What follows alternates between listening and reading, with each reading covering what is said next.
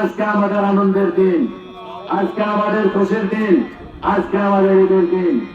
এই দিনটি শুধু আনন্দ উদযাপনের মধ্যেই শেষ করলে হবে না। এই দিন আমরা সমাজের ঐক্য, সমাজের বন্ধন, পরস্পরের সাথে সিম্পেথি, ভালোবাসা, এগুলিকে আমরা অটুট এবং অক্ষুণ্ণ রাখবো। আমরা বিশ্বের অন্য অন্য জাতিদের চাইতে স্বতন্ত্র একটা জাতিসত্তা।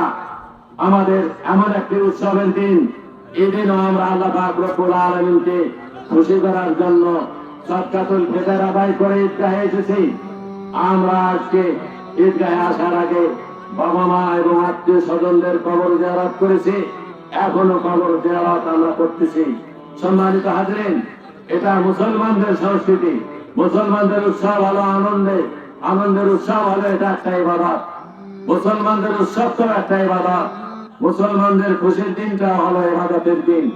আমরা ইবাদতের মধ্য দিয়ে আমরা খুশি উদযাপন করি, অন্যান্য জাতিরা কিন্তু তা করে না।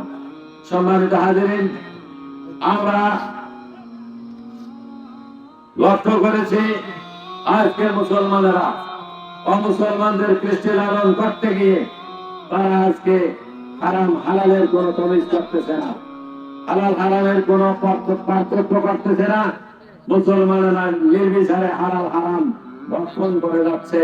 একথাও আল্লাহ পাক রব্বুল আলামিন আজ থেকে 1450 বছর আগে সূরাতুল মায়েদার 62 নম্বর আয়াতে বলেছেন, ওয়াকানা কাসীরাম মিনহুম ইউসারিউনা ফিল ইসমি ওয়াল উদওয়ান ওয়া আকিলিহিমুস সুহতা লা বিসা মা কানু ইয়ামালুন। আল্লাহ পাক রব্বুল আলামিন বলেন, হে নবী, আপনি লক্ষ্য করবেন মুসলমানদের মধ্য থেকে এমন কিছু মুসলমান আছে যারা পাপ এবং শত্রুতার কাজে পরস্পরের সাথে প্রতিযোগিতা করে, গুনার কাজে প্রতিযোগিতা চলছে, মুসলমানের সঙ্গে শত্রুতার কাজে প্রতিযোগিতা চলছে। এই প্রতিযোগিতা কিন্তু অব্যাহত থাকলে মুসলমান সমাজ ভেঙে পড়বে।